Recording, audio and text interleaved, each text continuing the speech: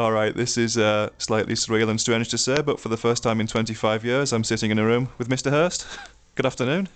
He's like some kind of stalker who's tracked me down. I won't leave you alone. He won't leave me alone now. Yeah. Where are we now then, Mr Hirst? We're in Galley Hill School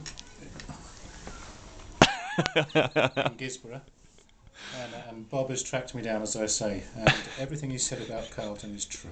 And I was young and enthusiastic, and now I'm old and tired. Not at all. Yes. 25 years ago this week. Terrifying, isn't it? It's very terrifying, yes. Do you remember? Because we went, obviously for us it was a big one-off thing and it was the only time that we went there, but I presume you went there every single year. Does our visit stick out at all?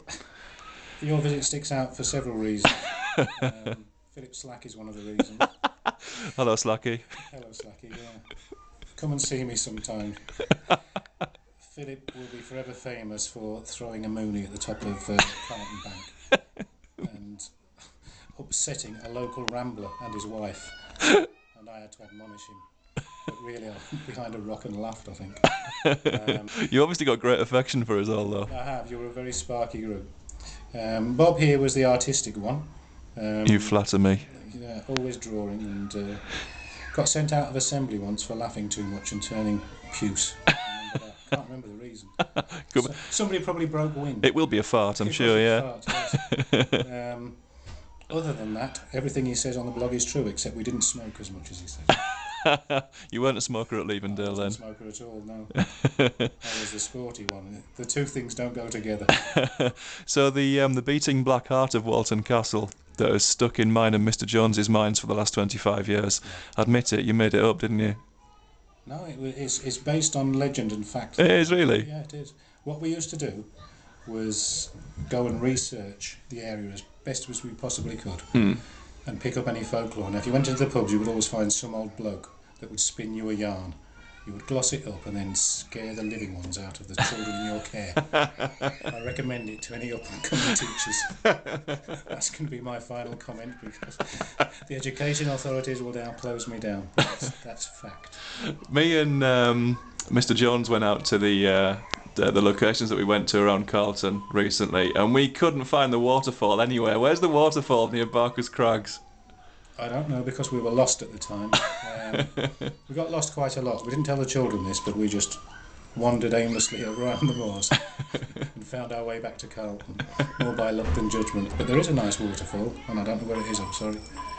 And Faceby Plantation, even the bits that were out of bounds, we just used to go straight through. And I was probably admonished more for that than the children were ever admonished at Carlton. Fantastic. And it all comes flooding back.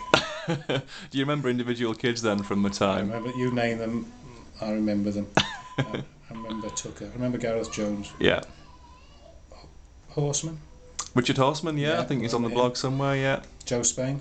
Joe Spain, yeah, fantastic. Stephen. He did, yeah, brilliant guitarist, Joe Spain. Haven't seen him for a while. No, Paul Huggins. Yeah. A brute of a man, a brute of a boy. A brute, let's just leave it as a brute. He's a big fella. Well, hello Paul. I'll send him round. Hope you're well. Let me think about Carl Tinkler. Christopher Herbert, no. I've tried to put that to the back of the memory. You've probably blanked him out. Yeah, Mrs Kesey I remember, of course. She whinged a lot when she was at Carlton.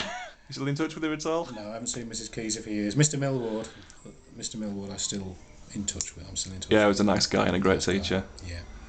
So, is that your 5 minutes? Oh, it's probably getting there, isn't it? Yeah. Have you still got Gareth Jones's rugby songs book?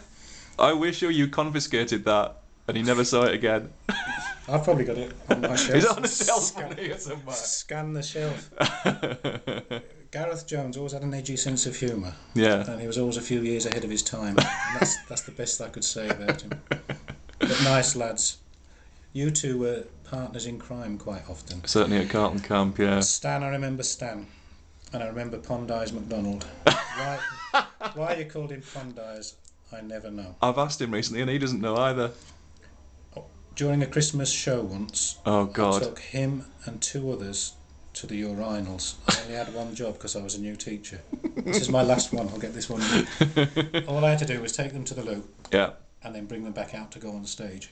And when they got to the loo, in their costumes and hats, they lifted up their robe, and as boys do, they all looked down and 3 hats fell into the urine, which I hastily picked out and put back on the head, and they went out in front of the others. That's a Leavendale memory. Fabulous And that's stuff. as good as it gets. Lovely to speak to you, Mr Hirst. Nice to meet you again.